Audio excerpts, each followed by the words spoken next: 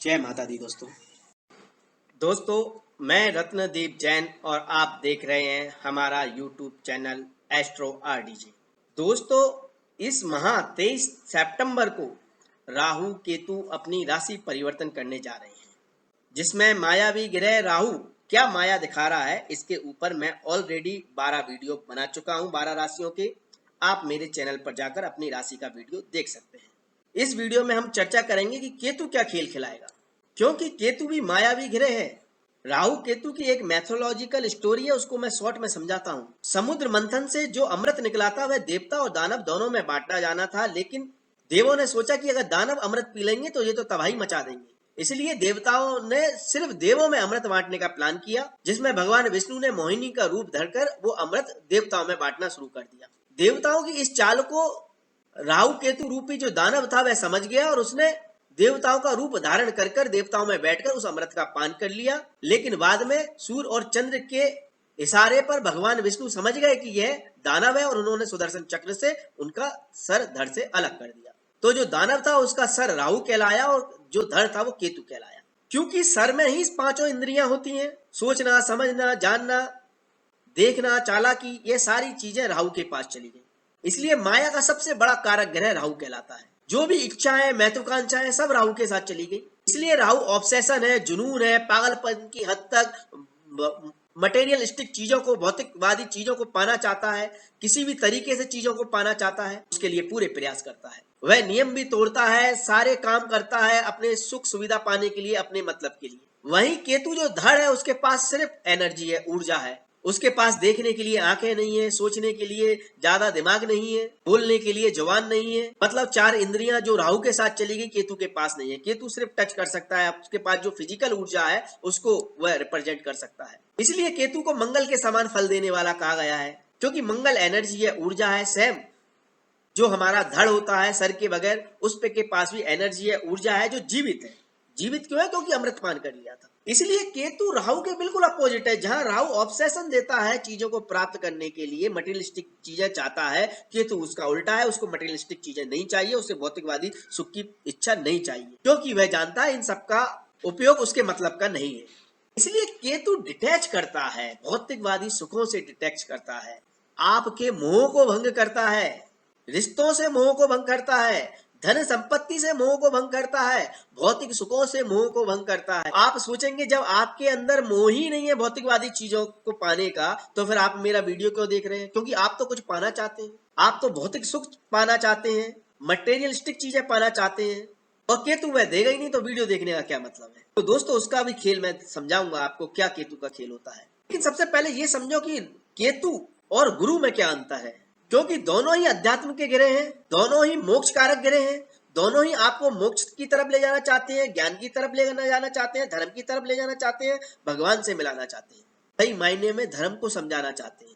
लेकिन जहां गुरु धन, संपदा, वैभव, पुत्र और जीवन साथी सबका कारक ग्रह है, तो गुरु जो होता है ज्ञान इतना प्रदान कर देता है, विजडम इतना दे देता है, नॉलेज इतनी दे देता है कि जातक संसारी होकर भी धर्म को समझने की शक्ति रखता है, धर्म को समझता है, धार्मिक प्रवृत्ति रखता है, दान पुण्य भी करता है, अपनी रिस्पॉन्सिबिलिटी भी निभाता है, अपना जीवन भी यापन करता है, अपनी संतान, अपने जीवन साथी, अपने परिवार के प्रति कर्तव्यवान भी होता है। लेकिन केतु के साथ बस यही एक दिक्कत है, केतु ज्ञान से आपका मोह भंग नहीं करता, वह परिस्थितियां ऐसी पैदा कर देता है कि आपको चीजें छोड़नी पड़ती है। अर्थात अगर आपके सप्तम भाव पर उसका पाप प्रभाव है तो जीवन साथी से इतनी ज्यादा प्रॉब्लम है या दिक्कतें दे देगा कि आपको लगेगा कि हम बैरागी हो जाएं, ये परिवार वगैरह कुछ नहीं रखा, इस सबको छोड़कर हम सन्यासी हो जाएं।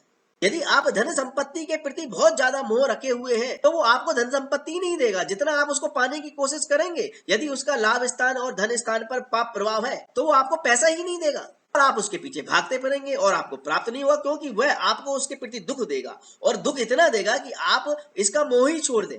केतु का पूरा कंसेप्ट ये होता है कि किसी चीज के प्रति अगर आपका मोह है और उस चीज से आपका मोह हटाना है, तो उसके प्रति आपको दर्द देगा, परेशानियां देगा, दिक्कतें देगा, जिससे आपका उस चीज के प्रति मोह हट जाए और आप भगवान की तरफ अपना मुख करें, वैराग्य की तरफ अपना मुख करें, धर्म की तरफ अपना मुख करें। और वहीं गुरु क्या करता है कि उसके प्रति ज्ञान देता है, समझ देता है कि आप भौतिक सुखों का भी आनंद उठाएं और भगवान का भी ध्यान करें और आप शास्त्रों और वेदों को भी सीखें। इसलिए केतु और गुरु में बहुत ज्यादा डिफरेंस है, लेकिन दोनों धर्म की तरफ ले जाते हैं। इसलिए केतु का खेल बहुत निराला है, वो बहुत पापी प्रवृत्ति का प्लानेट होकर आपको दुख दर्द समस्याओं देकर धर्म की तरफ उन्मुख करता है, मोक्ष मार्ग की तरफ ले जाता है। लेकिन केतु को अगर गुरु का साथ मिल जाए तो उसमें ज्ञान भी आ जाता है, फिर जातक को सही मायने में मोक्ष रास्ते पर जाने में आसानी होती है। धर्म ज्ञान और चीजों को वो बहुत बेहतर तरीके से समझ सकता है। तो इसका मतलब तो यही हुआ कि केतु आपको हर चीज में बर्बाद करेगा, जहां भी उसका प्रभाव होगा वो चीजें आपको नहीं देगा,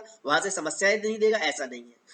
इसका मतलब ये है कि आप जहां पर भी केतु का प्रभाव है, जो मैं आपको आगे विस्तार में समझाऊंगा आपकी राशि के अनुसार, उन चीजों के प्रति आप ज्यादा मोह ना करें, आप उन चीजों के प्रति भागे नहीं। अगर आप उनके प्रति लालसा रखेंगे, लोभ रखेंगे, उनको पाने की कोशिश करेंगे तो केतु दर्द देगा। और आप सिर्फ केतु की फिजिकल एनर्जी का उपयोग करें, उसकी शारीरिक क्षमता का उपयोग करें, आप मेहनत करें, फल की इच्छा ना करें, तो केतु आपको अपार धन संपदा वैभव देगा। यही केतु का खेल है। आपको इतनी दौलत शौहरत समृद्धि दे सकता है कि आपने सोची नहीं होगी, क्योंकि केतु को परवाह नहीं है कि आपके पास क्या है और आप क्या पाना चाहते हैं। केतु को बस यह परवाह है, यदि उसके प्रति आप मोह रखे हैं, उसके माया के प्रति आप मोह रखे हैं, परिवार के प्रति आपका मोह है, संतान के प्रति आपका मोह है, तो उस मोह को भंग करना है। तो आप उसका मोह ना रखकर उसके लिए अगर प्रयास कर रहे हैं बिना फल की इच्छा किए, तो केतु आपको अपार धन संपदा भी देता है। आपकी राशि में यह कहां पर बैठा है और किस तरह से आपको कहां पर दिक्कत दे रहा है और क्या खेल खिला रहा है, इसको अब हम समझने की कोशिश करते हैं। मकर राशि, केतु का गोचर आपकी राशि से 11वें भाव में रहने वाला है। इन 18 महीने में केतु आपकी अर्निंग पर प्रभाव डालेगा, क्योंकि 11वां भाव लाभ का भाव है, प्रॉफिट का भाव है, आपके कर्म से प्राप्त अर्निंग का भाव है। लेकिन यह प्रभाव क्यों डालेगा? यह प्रभाव तब डालेगा जब आप पैसे के पीछे भागने की कोशिश करेंगे, अपनी अर्निंग को बढ़ाने के लिए उसके प्रति मोह माया रखेंगे, लोभ रखेंगे और उसको लेकर स्वार्थी हो जाएंगे, तो यहाँ पर केतु दिक्कत देने लगेगा। भगवान श्री कृष्ण ने गीता में कहा है कि तू कर्म किए जा, फल की इच्छा मत कर, और केतु इसी सिद्धांत पर काम करता है, क्योंकि केतु डिटैचमेंट का कारक है, अलगाववादी ग्रह है, मटेरियलिस्टिक चीजों से दूर करने की कोशिश करता है। और जब आप मटेरियलिस्टिक चीजें, भौतिकवादी सुख के लिए, उनकी प्राप्ति के लिए भागते हैं, उनको प्राप्त करने की कोशिश करते हैं, तो केतु उनसे आपको दूर ले जाने लगता है। क्योंकि केतु आपको धर्म के रास्ते पर ले जाना चाहता है, अध्यात्म के रास्ते पर ले जाना चाहता है, आपको वैरागी बनाना चाहता है, क्योंकि उसे ये मालूम है कि जब तक आप मोह माया नहीं छोड़ेंगे, लोभ नहीं छोड़ेंगे, आप धर्म को अपना ही नहीं सकते। इसलिए वह आपसे मोह माया लोभ छुड़ाने के लिए जिन चीजों के पीछे आप भाग रहे हैं, उनकी तरफ से आपको दर्द देने लगता है, पेन देने लगता है, समस्याएं देने लगता है, जिसके कारण आप हताश होकर जीवन में उनको छोड़ दें और धर्म को अपना ले, वैरागी हो जाए। यही केतु चाहता है। तो केतु का यह खेल समझकर आप यदि केतु के साथ खेलने लगे तो आपको बहुत अच्छे परिणाम प्राप्त होने लगेंगे।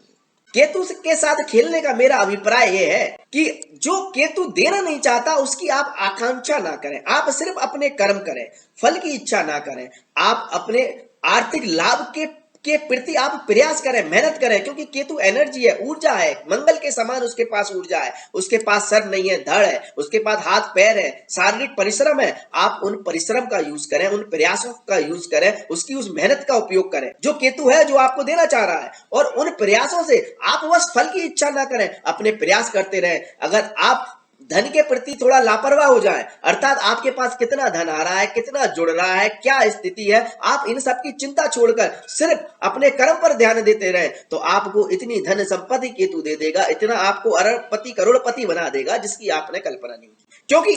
क्योंकि आप धन के प्रति लापरवाह हो गए, आपके पास वो मोह नहीं है, वो माया नहीं है धन के प्रति, तो फिर कितना भी आ रहा है केतु को भी चिंता नहीं है, आपको भी चिंता नहीं है, तो आने दो। और फिर केतु आपको धर्म की तरफ ले जा रहा है। आप अर्थात थोड़ा बहुत दान पुण्य में भी अपना समय निकालें, धर्म को भी पकड़ें, पुण्य अर्जन भी करें, तो इससे केतु भी खुश रहेगा और आपके पास अपार धन संपदा और वैभव भी जुड़ जाएगा। क्योंकि केतु के पास जो ऊर्जा है, जो शक्ति है, जो शारीरिक शक्ति है मंगल के समान, वह त्याग की भावना को प्रकट करने के लिए वह शक्ति आपको प्रदान करता है। वह कहता है कि आप पुरुषार्थ करो, मेहनत करो और संयम लाओ जीवन में, त्याग करो, मोह माया का त्याग करो, जिन चीजों से आपका लगाव है उनका त्याग करो और उस त्याग करने के लिए शक्ति मैं दूंगा। वो शक्ति आपको प्रदान करता है। इसलिए आपको यहाँ पर मेडिटेशन, योगा, अध्यात्म से जोड़ने के लिए संयम, त्याग और मेहनत की जरूरत है। वह सारी शक्तियां आपको प्रदान करता है और आपको परम लौकिक शक्ति से जोड़ने की कोशिश करता है। इसलिए केतु के प्रभाव में जो व्यक्ति होते हैं वह धीरे धीरे चीजों को त्यागने लगते हैं, वैरागी प्रवृत्ति अपनाने लगते हैं, फास्टिंग बहुत करते हैं, भगवान की आराधना बहुत करते हैं, धर्म पुण्य करते हैं, मेडिटेशन करते हैं, योगा करते हैं, सिद्धियां प्राप्त करते हैं। क्योंकि केतु रिसर्च का कारक ग्रह भी है। साइंटिस्ट वगैरह जो सब कुछ भूल जाते हैं, सिर्फ लोगों की भलाई के लिए कोई चीज का आविष्कार करने में लगे हुए हैं, उनको अलौकिक शक्तियां प्रदान करता है। वैज्ञानिक ग्रह है, रिसर्च के कार्य से जो जुड़े हुए हैं उनको अद्भुत शक्तियां यहाँ पर प्रदान करता है। निस्वार्थ तरीके से यदि जातक अपने प्रयासों को करता रहे, चीजों को प्राप्त करने की कामना न करे, तो उसको सब कुछ प्राप्त होता है और केतु की शक्तियों से वह और भी धन अर्जित करने में सक्षम रहता है। यहाँ से केतु पंचम दृष्टि से तृतीय भाव को देखता है, जो पराक्रम का भाव है, साहस का भाव है, धैर्य का भाव है, वहां से भी आपको शक्तियां प्रदान करता है। आप में अद्भुत पराक्रम, शौर्य देखने को मिलता है। आप अपनी प्रयासों की सीमा को खत्म नहीं करते जब तक आपको लक्ष्य की प्राप्ति ना हो जाए। लेकिन 11वां भाव और तीसरा भाव, दोनों ही भाव भाई बहनों के भाव हैं, निकटतम व्यक्तियों के भाव हैं, दोस्तों के भाव हैं, आस पड़ोस के लोगों के भाव हैं, तो इनसे थोड़ी समस्याएं देने लगता है, इनसे थोड़ी समस्याएं आने लगती हैं। आप अपने भाई बहनों के प्रति थोड़े चिंतित हो सकते हैं, या उनसे आपके रिलेशंस खराब हो सकते हैं, या उनको लेकर आपकी चिंताएं बढ़ सकती हैं। आस पड़ोस के लोगों के साथ झगड़े हो सकते हैं, रिश्ते टूट सकते हैं। ऐसी संभावनाओं को भी यहाँ पर केतु प्रबल करता है। कहीं ना कहीं भाई बहनों के प्लेजर में, उनके प्यार में कमी करता है। यहाँ से नवम दृष्टि वह आपके दाम्पत्य जीवन पर डाल रहा है, तो पारिवारिक सुख में भी थोड़ी कमी लाने की कोशिश करता है। जीवन साथी से जितनी आप अपेक्षाएं, उम्मीदें रखेंगे, उतनी ही आपको तकलीफ यहाँ पे केतु देने लगेगा। यहाँ से सप्तम दृष्टि आपके संतान भाव पर डालता है, तो संतान से भी यदि आप कुछ ज्यादा उम्मीदें कर रहे हैं, उनसे ज्यादा एक्सपेक्टेशन लेकर चल रहे हैं, तो वहां पर संतान से भी आपके रिलेशन खराब करता है। तो 11वें भाव का केतु ज्यादातर पारिवारिक सुख में कमी करने के योग ज्यादा बनाता है, पारिवारिक सुख को जरूर खराब करता है। लेकिन यदि आप मेहनत करें, प्रयास करें, तो आपकी आर्थिक स्थिति को जरूर मजबूत करने की कोशिश करेगा। बस उसके प्रति मोह माया ना रखें और धर्म का एक रास्ता अवश्य पकड़े रहें। आप दान पुण्य करते रहें, धर्म से जुड़े रहें, अध्यात्म से जुड़े रहें, तो आपको अच्छे लाभ यहाँ पर केतु देता है। केतु की सबसे बड़ी रेमेडीज बस यही है कि आप कर्म करें और फल की इच्छा ना करें। दूसरा सबसे बड़ा उपाय केतु का यह है कि आप स्ट्रीट डॉग, आवारा कुत्तों को खाना खिलाएं, स्ट्रीट डॉग को फीड कराएं। उनको फीड कराने से केतु के दुष्प्रभाव में कमी होती है। यदि आप यह डेली करते हैं तो बहुत अच्छी बात है, और डेली नहीं कर पाते तो आप शनिवार को अवश्य करें, और कुत्ता काला बुरा है तो और अच्छी बात है। यह उपाय करने से केतु के जो पाप प्रभाव है वह कम होता है और जातक को अच्छे शुभ फल की प्राप्ति होती है। दोस्तों, यदि आपको हमारे द्वारा दी गई जानकारी यदि अच्छी लगती है तो आप इसे जन जन तक पहुंचाने का काम अवश्य करें। इसको वीडियो को शेयर अवश्य करें। इससे दो फायदे होंगे। यदि सामने वाले का फायदा होगा तो आपका भी निश्चित फायदा होगा, क्योंकि आपके माध्यम से किसी का भी यदि फायदा होता है तो उसके पुण्य कर्मों का फल आपको अवश्य मिलता है। आपके ग्रहों के दोष अपने आप खत्म होने लगते हैं, क्योंकि आप एक पुण्य के भागीदारी बन रहे हैं। यदि आपको वीडियो पसंद आता है तो लाइक भी अवश्य करें, और यदि आप हमारे चैनल पर नए हैं तो चैनल को सब्सक्राइब कर लें और बेल आइकन दबाना ना भूलें। इससे क्या है, हमारा एक आपसी रिलेशनशिप बनेगा, संबंध स्थापित होंगे, क्योंकि हम जो भी अपनी इंफॉर्मेशन यूट्यूब चैनल के माध्यम से देंगे वह समय पर आपके पास पहुंच जाएगी और आप उसका लाभ उठा सकेंगे। और या आप भी जो कुछ हमसे कहना चाहें कमेंट के माध्यम से हमें बता सकते हैं, जिससे हमारा एक मजबूत रिलेशनशिप बनेगा। तो इन संबंधों को आगे बढ़ाने के लिए आप हमारे चैनल को सब्सक्राइब अवश्य करें। धन्यवाद दोस्तों। माता रानी आपका कल्याण करें। जय माता दी।